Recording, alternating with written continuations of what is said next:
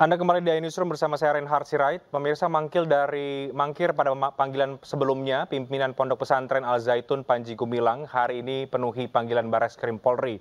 Kedatangan Panji Gumilang guna pemeriksaan terkait kasus penistaan agama. Panji Gumilang tiba di Bareskrim Polri sekitar pukul 13 siang bersama dengan tim kuasa hukum dan dikawal ketat sejumlah personel Provos Polri. Kini penyidik tengah menyelesaikan pemeriksaan terhadap saksi-saksi sekaligus mengumpulkan alat bukti. Sementara itu penyidik memeriksa sebanyak 38 saksi, 16 ahli serta melakukan uji laboratorium forensik terhadap barang bukti dalam kasus dugaan penistaan agama. Sebelumnya pada 27 Juli Panji Gumilang mangkir dari pemeriksaan karena sakit. Nantinya gelar perkara akan dilakukan untuk menentukan apakah Panji layak ditetapkan sebagai tersangka atau tidak.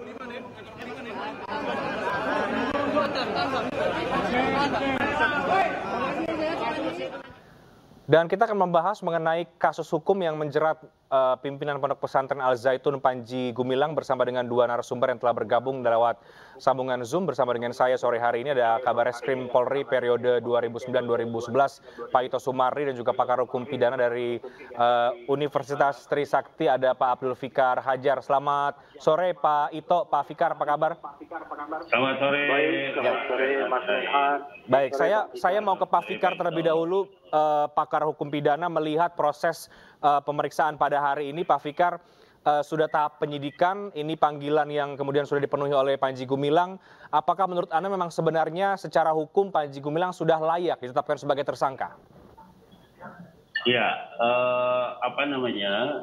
proses perkara pidana itu kan diawali dengan penyelidikan. Ya, penyelidikan itu mencari peristiwa dan saya kira itu sudah terlewati gitu ya dengan mendengarkan beberapa saksi undangan gitu ya, disimpulkan ada peristiwa pidananya baru kemudian ditingkatkan ke penyidikan. Ya. Nah kalau kemudian Panji Gumilang ini masih dipanggil statusnya sebagai saksi, saya kira itu masih dalam proses, sudah masuk ke penyidikan tetapi belum ada penetapan tersangkanya gitu kan. Di penyidikan itu mendengarkan keterangan saksi atau alat bukti ya, tindak pidananya menjadi terang baru ditetapkan siapa tersangkanya, kan begitu prosesnya. Nah kalau sampai sekarang Panji Gumilang belum ditetapkan sebagai tersangka di dalam panggilan masih saksi, itu artinya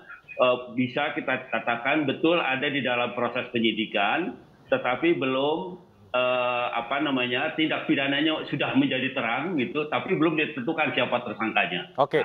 Nah, tersangka adalah salah seorang saksi yang paling bertanggung jawab di dalam peristiwa itu. Oke. Dalam Dan itu berpotensi adalah Panji Gumilang sendiri. Nah, Anda melihat proses hukum terhadap Panji Gumilang ini sudah cepat atau ada terkesan kemudian kepolisian agak lamban dalam hal ini, Pak Fikar?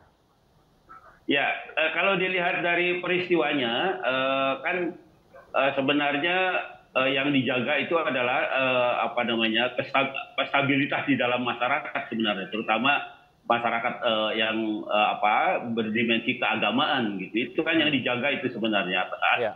Atau dengan kata lain, dalam perspektif pidana, kepentingan umumnya itu, kepentingan umat beragama sebetulnya yang dijaga gitu ya. Nah, karena itu menurut saya sudah cukup standar lah penanganan perkara ini, dari mulai gencarnya pemberitaan sampai kemudian Polda Bareskrim memanggil gitu ya, dan seterusnya sampai sekarang. Tetapi sampai sekarang belum ada belum ditetapkan sebagai tersangka. Ini saya kira indikator bahwa memang penyidik masih berpikir memilah alat bukti untuk nantinya kalaupun ditetapkan Panji Gumilang sebagai tersangka, itu sudah cukup alat buktinya dan bisa dilanjutkan ke tingkat penuntutan dan seterusnya. Oke, saya ke Pak Ito.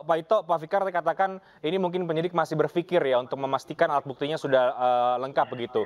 Pak Ito ketika dulu bertugas, tadi kita diskusi juga memang sempat kemudian ada kasus yang menjerat Panji Gumilang saat itu soal pidana pemalsuan dan penjara 10 bulan. Nah, ketika kemudian sosok yang sama menjadi kontroversi lagi, ramai diperbincangkan, dan hari ini sedang tengah diperiksa, apa yang Pak Ito cermati dari proses hukum terhadap Panji Gumilang ini? Ya, pertama tentunya berbeda kasusnya. Dulu kan pemalsuan. Pemalsuan itu cukup mudah untuk menyelesaikannya. Kalau penistaan agama, tadi sudah disampaikan oleh Pak Fikar, itu ada dampak sosial yang harus dipertimbangkan. Kemudian yang kedua adalah bahwa penetapan tersangka tentunya memiliki konsekuensi hukum. Yang bersangkutan bisa mengajukan pra-peradilan. Sehingga kalau alat-alat bukti ataupun keterangan saksi dianggap tidak cukup kuat, maka tentunya penyidik akan berpikir bahwa akan melengkapi sehingga tidak ada lagi hal-hal yang dapat terbantahkan yang bisa memiliki konsekuensi hukum. Nah, jadi untuk masalah penistaan agama ini kan ada dua. Ada yang menyangkut fikih, ada yang menyangkut akidah. Nah, di sini pasal 156A penistaan agama ini dikaitkan dengan hal-hal yang sifatnya absolut. Misalnya akidah itu menyangkut kitab suci Al-Quran yang dikatakan bukan firman Allah. Itu sudah jelas. Dan itu harus diperkuat dengan keterangan saksi ahli. Kemudian dari video yang kemudian diunggah dan diproses melalui lapor, itu juga bukti-bukti yang tidak terbantahkan. Sehingga setelah ini didapat oleh penyidik, maka penyidik memanggil kembali Panji Gumilang yang tidak hadir pada saat pertama karena alasan sakit. Tentunya tadi saya mendapatkan informasi dari dalam bahwa yang bersangkutan sudah diperiksa oleh dokter dan dokter menyatakan layak untuk diperiksa. Sehingga saat ini mungkin akan ada pemeriksaan yang cukup lama dan tentunya masyarakat banyak berharap supaya segera diputuskan penetapan sebagai tersangka sehingga ada kepastian hukum. Tapi di sini intinya penyidik harus hati-hati dan cermat. Karena masalah penistaan agama dengan pemalsuan ini beda penanganannya. Oke. Demikian. Tapi apakah Anda meyakini bahwa Panji Gumilang punya potensi yang sangat besar hari ini ditetapkan sebagai tersangka, Pak Ito? Mungkin ada informasi juga dari dalam yang kemudian Anda ketahui. Ya, secara pribadi dan pengalaman saya, tentunya penyidik sudah memiliki keterangan-keterangan yang harus dikonformasikan, meskipun bagi saudara Panji Gumilang memiliki hak ikrar ya. Tetapi penyidik tentu ingin menggali keterkaitan antara yang bersangkutan dengan bukti-bukti yang telah diperoleh. Jadi kalau di sini saya mungkin sesuai dengan pengalaman saya dan pengetahuan saya, kira-kira arahnya sudah ke arah penetapan tersangka. Oke, arahnya sudah ke penetapan tersangka. Pak Ito, saya masih ke Anda. Yang dulu itu kan soal pemalsuan ya, tentu berbeda dengan kasus sekarang ini penistaan agama ya. Tapi melihat profil, mungkin Anda juga pernah kemudian berinteraksi atau mungkin datang ya, saya kurang paham apakah benar atau tidak begitu ya. Apakah Anda melihat memang dari rentetan kasus itu memang ada sesuatu yang janggal, ada yang aneh dengan Al Zaitun, atau ada memang mengarah ke penistaan agama? Ya, kalau saya flashback dulu ya, Mas Renhat. Ya. Dulu itu kan di sana itu terkenal dengan NII KW 9. Kemudian tentunya dari pihak intelijen yang dikaitkan dengan pejabat intelijen tertentu, saat itu kita mencoba untuk melakukan program deradikalisasi. Karena kan untuk teroris saja kita ada deradikalisasi. Yang ini disalahartikan seolah-olah the backing dari pejabat intelijen yang lama. Kemudian saya pun pernah memasukkan seseorang anggota kita yang terpaksa kita tarik karena dalam jangka waktu tertentu kelihatan ada perubahan daripada sikap yang bersangkutan ya. Yang bersangkutan masih ada dan masih dinas saat ini. Dan tentunya ini kita bisa meyakini ada sesuatu metode pencucian otak ataupun pembayatan yang dilakukan yang sangat berbahaya bagi generasi muda. Jadi dari sini saja kita bisa menyimpulkan bahwa ada hal-hal yang menyimpang. Kemudian tadi dikatakan fikihnya. Kalau fikih kan semua juga bisa dengan cara yang berbeda. Tapi ketidaklaziman ini sudah bisa menunjukkan bahwa ada sesuatu yang tidak lazim ya dalam kaitan dengan agama Islam ya. yang tentunya ini sekarang sedang didalami oleh para penyidik sehingga bisa dilihat apakah ini sifatnya hanya fikih yang sifatnya penafsiran ataukah akidah yang sifatnya adalah absolut atau mutlak. Oke. Menarik pemaparannya dan pandangan dari Pak Ito Sumardi tadi. Saya mau ke Pak Fikar mengelaborasi lebih jauh. Pernah punya kasus yang berbeda, pemalsuan, sekarang kemudian penistaan agama, dan mungkin ada beberapa nanti yang dilaporkan juga. Anda melihat memang karena ini kemudian penistaan agama, jadi mungkin akan banyak sekali pertimbangan ya, atau bagaimana Pak Fikar?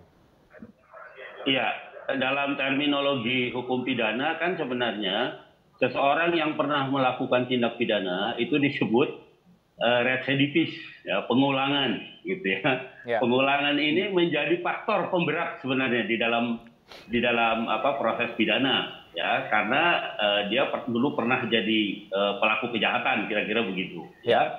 Nah, tetapi seperti yang kita ketahui, yang sekarang ini kan tidak semata-mata kejahatan yang memang semua orang sepakat ini jahat, tetapi ini ada di wilayah itu tadi yang Pak Ito katakan penafsiran agama gitu. Iya. Penafsiran agama itu kan untuk menyatakan bahwa sebuah tafsir itu keliru atau salah gitu ya. Itu kan juga harus ada ahlinya gitu. Dan ahlinya tidak cukup 1-2 kalau menurut saya. Ya, artinya perdebatan di wilayah itu sebenarnya bisa menjadi panjang gitu, menjadi panjang. Nah, tetapi kan kita punya institusi yang mewakili hampir seluruh kelompok agama, yaitu yang kita sebut sekarang Majelis Ulama itu. Yaitu kan institusi keagamaan Islam yang mewakili berbagai macam kelompok kelompok yang ada di dalam agama Islam, gitu. Sehingga dia diwakili oleh Majelis Ulama. Saya kira para ahli ini akan bisa menafsirkan dan tafsirnya menjadi valid, gitu, bisa menjadi pegangan bahwa apakah apa yang dikemukakan oleh Panji Gumilang ini sudah keluar dari tafsir yang benar, gitu ya, yang disepakati semua pihak, gitu, atau justru mengarah kepada penodaan agama, gitu, atau justru mengarah pada inkonsistensi atau penodaan terhadap agama itu sendiri. Nah, itu yang saya kira akan menjadi perdebatan panjang, begitu. Iya, karena kemudian juga sering kita mendengar penistaan agama adalah pasal karet begitu ya, jadi mungkin menjadi lebih sulit. Saya ke Pak Ito terakhir, Pak Ito, jadi menurut Anda, kalaupun kemudian Panji Gumilang akan ditetapkan sebagai tersangka, menurut Anda bagaimana kemudian penyidik harus berhati-hati menyiapkan alat bukti dan sebagainya karena mungkin ada potensi nanti pra-peradilan lagi? Ya. Tadi sudah disampaikan oleh Pak Fikar bahwa penistaan agama ini kita perlu keterangan ahli.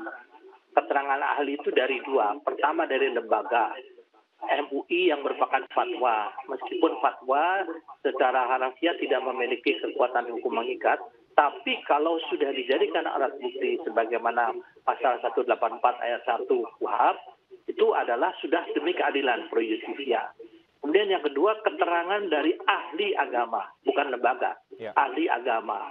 Ini pun juga dalam pemeriksaan penyidikan menjadi pro justisia untuk kepentingan pengadilan. Yang ketiga adalah bagaimana yang disampaikan yang bersangkutan melalui video. Video-video itu adalah alat bukti yang tidak terbantahkan, tapi harus mendapatkan keterangan dari ahli forensik yang nanti pada saat diperiksa oleh penyidik dijadikan alat bukti adalah alat bukti yang sifatnya pro justisia. Demikian. Baik, kita akan tunggu nanti bagaimana hasil dari pemeriksaan pada hari ini, apakah Panji Gumilang ditetapkan sebagai tersangka atau tidak. Kita akan lihat nanti ya, Pak Ito. Pak Fikar, terima kasih banyak untuk waktunya. Selamat sore Bapak-Bapak, sehat selalu.